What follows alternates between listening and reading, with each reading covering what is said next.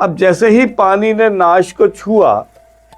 تو وہ علاقہ تبدیل ہو گیا، وہ ڈاگس تھانے کا علاقہ ہو گیا۔ جب ڈاگس تھانے کی پولیس وہاں پہنچی خاصے کئی گھنٹے کے بعد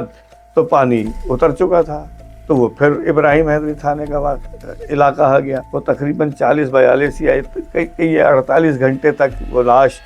جو ہے وہ کبھی پانی میں اور کبھی خشکی پر رہتی تھی۔ آدھی نعش جو ہے وہ ایک تھانے میں ہے اور آدھی نعش دوسرے تھانے میں، یعنی حدود کا تنازع اگر پیدا ہو جائے تو کوشش یہ ہوتی ہے بھائی دیکھیے یہ جو پولیس ہے اس کو شہر میں ہونے والے کسی بھی واقعے پر اپنی حد میں رہ کر کام کرنا ہوتا ہے، چھوٹا واقعہ ہو یا بڑا واقعہ ہو۔ پولیس اپنی حد میں ہونے والے اچھے اور برے واقعے پر ایک رپورٹ مرتب کرتی ہے۔ فرض کیجئے کہ کوئی بھی وقوعہ، کوئی بھی واقعہ جب وقوع پذیر ہوتا ہے تو متعلقہ تھانہ جس کی حدود پری ڈیسائیڈڈ ہوتی ہے، پہلے سے اس کی حدود کا تعین ہوتا ہے، اس علاقے کی پولیس جو ہے وہ اس کے سد باب کے لیے یا اس کے انسداد کے لیے یا اس کی رپورٹ کے لیے وہاں ایکٹ اور ری ایکٹ کرتی ہے۔ فرض کیجئے کہ کوئی ایسا واقعہ جو ناگفتہ ہو، کوئی فساد ہو جائے، کوئی ہنگامہ ہو جائے، کوئی آگ لگ جائے، کوئی فائرنگ ہو جائے، کوئی قتل ہو جائے، کوئی ڈاکہ ہو جائے، یا ایسا واقعہ جو قابل دست اندازی پولیس ہو یا ناقابل دست اندازی پولیس ہو، تو اس میں متعلقہ تھانہ، فرض کیجئے ہم جہاں بیٹھے ہیں یہ علاقہ جو ہے وہ کسی ایک تھانے کے زیر اہتمام آتا ہوگا، اور اسی تھانے کا جو عملہ ہے وہ اس علاقے میں ہونے والے کسی بھی واقعے کا ذمہ دار ہے، اور یہ ذمہ داری جو ہے وہ کما حقہ ہر تھانے کے ذمہ داروں کو پوری کرنی ہوتی ہے۔ شہر میں ایک زمانہ تھا کہ لوگ حادثات میں اور ناگہانی میں اور مختلف انداز سے قتل کیے جاتے تھے، مار دیے جاتے تھے، حادثات میں مر جاتے تھے، اور بہت سارے اسباب ہوتے تھے۔ ابراہیم حیدری تھانہ ایک ایسا علاقہ تھا کہ جو ساحلی علاقہ بھی اس میں آتا تھا، سمندر کا کچھ علاقہ بھی اس میں آتا تھا۔ ایک واقعہ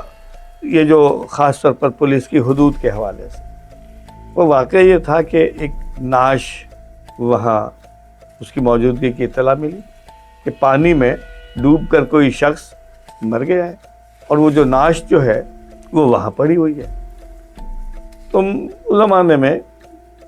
جو ایدھی کے رضاکار جو ہے نعشیں اٹھایا کرتے تھے۔ اچھا، ایدھی کے رضاکار جا کے نعش اٹھا تو لیں، لیکن متعلقہ علاقے کی متعلقہ پولیس کا ہونا لازمی تھا تاکہ اس کی ضابطے کی کارروائی مکمل کی جا سکے۔ جب پولیس اور ایدھی کے رضاکار وہاں پہنچے تو سورج غروب ہو چکا تھا، یعنی کئی گھنٹے لگ گئے اس سارے معاملے میں۔ جب سورج غروب ہو چکا تھا تو وہ جو پانی ہے وہ نعش کو چھونے لگا تھا آگے۔ اب جیسے ہی پانی نے نعش کو چھوا تو وہ علاقہ تبدیل ہو گیا، وہ ڈاگس تھانے کا علاقہ ہو گیا، کیونکہ کراچی کے قرب و جوار میں جو سمندری علاقہ ہے وہ ڈاگس تھانے کی حدود سمجھی جاتی ہے، اور جب ڈاگس تھانے کی پولیس وہاں پہنچی خاصے کئی گھنٹے کے بعد تو پانی اتر چکا تھا، تو وہ پھر ابراہیم حیدری تھانے کا علاقہ آ گیا۔ اس ادھیڑ بند میں وہ نعش جو ہے وہ کئی گھنٹے تک، مطلب 40-48 گھنٹے تک وہ اس جگہ پر پڑی رہی، اور وہ نامعلوم شخص کی جو نعش تھی جو ممکنہ طور پر پانی میں ڈوب کر انتقال کیا تھا، وہ اس پولیس کی حدود کے تنازع میں اس کے ضابطے کی کارروائی ممکن نہیں تھی۔ اچھا، پھر کچھ علاقے کے لوگوں نے جو کچھ ہمارے جاننے والے تھے انہوں نے ہمیں بتایا، میں اس زمانے میں روزنامہ جسارت کے لیے کرائم رپورٹنگ کیا کرتا تھا، میں نے اس پر ایک بہت تفصیلی اور بہت ہی جذباتی انداز میں اس کو انسان کی بے توقیری اور پولیس کی جو ہے وہ ہٹ دھرمی کا سلسلہ قرار دے کر اس کو لکھا، جس کے بعد پولیس والوں کے خلاف بھی کوئی तादीबी कार्रवाई हुई, इब्राहिम हैदरी थाने के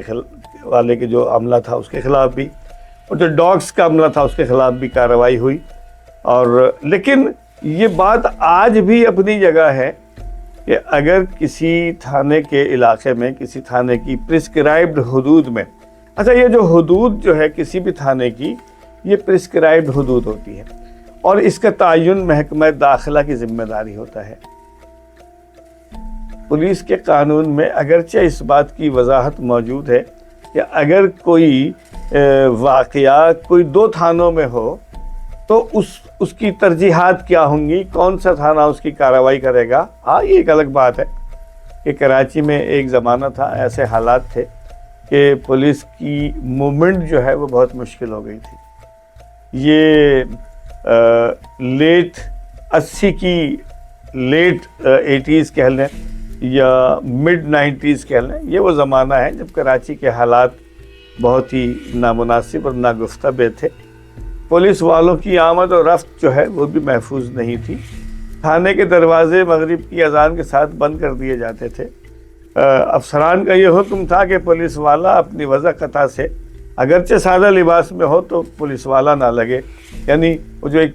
बालों का जो हेयर कट होता था पुलिस का, और उसमें भी उनको रियायत दी गई, उसको रिलैक्सेशन दिए गए। थाने के दरवाजे बंद होते थे। और फिर एक ऐसा ज़माना भी आया कि जो तीनों सरकारी अस्पताल थे जहाँ ज़ाब्ते की कार्रवाइयाँ होती थी, नाशों की तहजीज़ व तकफीन और ज़ाब्ता 174 की कार्रवाई अमल में लाई जाती थी, उन तीनों अस्पतालों में पुलिस अफसरान तैनात किए गए जो 174 की कार्रवाई, यानी जो किसी नाश मिलने पर या किसी कत्ल पर जो ज़ाब्ते की कार्रवाई पुलिस का हिस्सा होता है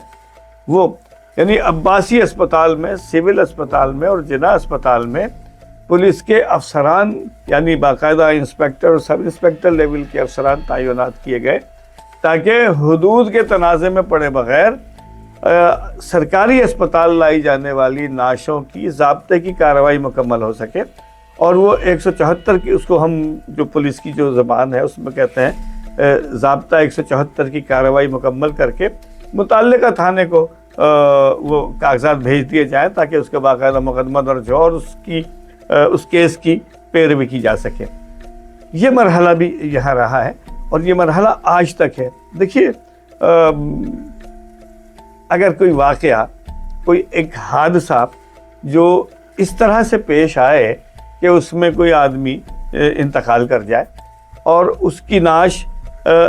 आधी नाश जो है वो एक थाने में है और आधी नाश दूसरे थाने में, यानी हुदूद का तनाज़ा अगर पैदा हो जाए तो कोशिश ये होती है कि दोनों थाने के अफसरान जमा होकर इस बात का, और ज़ाब्ता ये कहता है, पुलिस का जो कानून है वो ये कहता है कि अगर एक नाश 2 थानों की हुदूद में हो, यानी आधी इधर हो और आधी इधर हो, तो वो थाना जिस तरफ को मुतवफ़ी का सर है वो थाना कार्रवाई करने का मजाज होगा। और अगर सर 2 थानों में है, यानी ऐसी एक बारीक लकीर है और ये तनाज़ा पैदा हो जाए, तो जिस तरफ नाश का रुख है, यानी उसका मुंह जिस तरफ है, वो थाना उस ज़ाब्ते की कार्रवाई मुकम्मल करेगा। तो इस ज़ाब्ते की कार्रवाई, अच्छा बाज़ दफ़ा ये भी होता है कि दोनों थाने के जो अमला हैं या जो दोनों थाने के ज़िम्मेदारान हैं, जो थानेदार हैं, जो हेड मुहर्रर हज़रात हैं, वो आपस में तय करके कि यार ये ज़ाब्ते की कार्रवाई कर लो। अच्छा, ज़ाब्ते की कार्रवाई जो पुलिस वाला जिससे जो गुरेज़ करता है, उसका सबब ये है कि एक ज़माना ऐसा था कि ज़ाब्ते की कार्रवाई मुकम्मल करने में जो इन्वेस्टिगेशन ऑफिसर होता था उसको अपनी जेब से खासे पैसे खर्च करना पड़ते थे। आज की सूरत हाल में जब ये पुलिस ऑर्डर पुलिस पे नाफिज हुआ और पुलिस का शोबा तहकीकात और शोबा ऑपरेशन अलग अलग हुए, उसके बाद ये हमें ये इत्तला मिली थी कि पुलिस में इन्वेस्टिगेशन के लिए कुछ फंड्स फराहम किए जाते हैं। मुझे नहीं मालूम कि आज की सूरत हाल क्या है, पुलिस को इन्वेस्टिगेशन के लिए फंड्स एलोकेट तो होते हैं, मिलते हैं कि नहीं मिलते हैं, ये तो अब ताज़ा तरीन सूरत हाल जो है उस पर देखना पड़ेगा कि आज की सूरत हाल क्या है। होता ये था कि जब किसी लावारिस लाश की इत्तला मिलती थी या आज अगर मिले तो जो आईओ मौजूद है थाने में, ये उस पर एक तरीके से हर्जाना या जुर्माना तस्वुर किया जाता है कि वो थाने से उठ के वहाँ जाएगा, लाश को उठवाएगा, अस्पताल ले जाएगा, ज़ाब्ते की कार्रवाई मुकम्मल करेगा, उसके पोस्टमार्टम को यकीनी बनाएगा और तहजीज़ व तकफ़ीन के लिए उसको मुतल्लिका या तो उसके वर्सा आ जाएंगे तो उनके हवाले करेगा,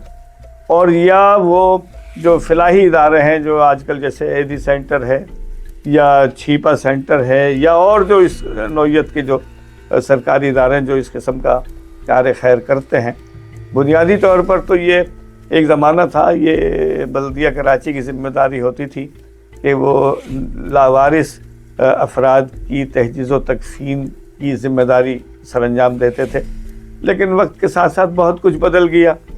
और अब ये सिस्टम जो है वो जब से एदी सेंटर और छिपा के जो रज़ाकार हैं वो शहर भर से लावारिस अफराद की लाशें, एक ज़माना था कि जब ये काम बहुत ज़्यादा रोज़ाना कई अफराद की लाशें मिलती थी। आज अल्लाह का फ़ज़ल है और इसमें हमारे कानून नाफिज करने वाले इदारों की, पुलिस की और ये जो हुकूमतों की मतलब काविशों का नतीजा है कि आज कराची में बहुत ज़्यादा सूरत हाल बेहतर है, यानी अमन अमान के हवाले से। वैसे तो देखिए कभी भी अच्छी बेहतरी की गुंजाइश तो हमेशा रहती है, अगर बहुत अच्छे हालात हैं तब भी बेहतरी की गुंजाइश होती है। लेकिन हम जिस तनाजुर में बात कर रहे हैं, जिस कॉन्टेक्स्ट में हम गुफ्तगू कर रहे हैं, वो ये था कि लावारिस अफराद की लाशों की तहजीज़ व तकफ़ीन जो है उसकी ज़िम्मेदारी हर इलाके की पुलिस की ज़िम्मेदारी तस्वुर की जाती थी और वो इसमें इसलिए कोताही होती थी कि उस ज़िम्मेदारी को सरअंजाम देने के लिए जो आईओ जो उस वक्त मौजूद था या जो इतला वसूल करता था, उस पुलिस अफसर को बहुत सारे पैसे, यानी एक नाश पर कम से कम 1000 रुपये का तो खर्चा करना पड़ता था। ऐसी सूरत हाल में कि अगर पुलिस वाला दयानतदारी से हुसूल रिज़्क़ की कोशिश कर रहा है और अगर उसकी ड्यूटी के दौरान 2 या 3 अफराद की नामालूम लाशें आ गई तो वो 2 और 3 हज़ार रुपये तो उसके खर्च हो जाने हैं जो सरकार से उसे नहीं मिलने थे। बाद में सरकार ने इस बात को तस्लीम भी किया और इस बात को यकीनी बनाया। हुआ ये कि फिर जब ये बात हम तक पहुंची वो इब्राहिम हैदरी वाली नाश की, तो हमने इसको फिर अखबार में, रोज़नामा जसारत में इसको बड़ी तफसील के साथ लिखा और उसमें यानी पब्लिक का गम और गुस्सा भी शामिल किया और उसमें लोगों के जज्बात को भी शामिल किया और उसका नतीजा ये हुआ कि फिर इब्राहिम हैदरी थाने ने उसकी ज़ाब्ते की कार्रवाई हस्ब ज़ाब्ता 174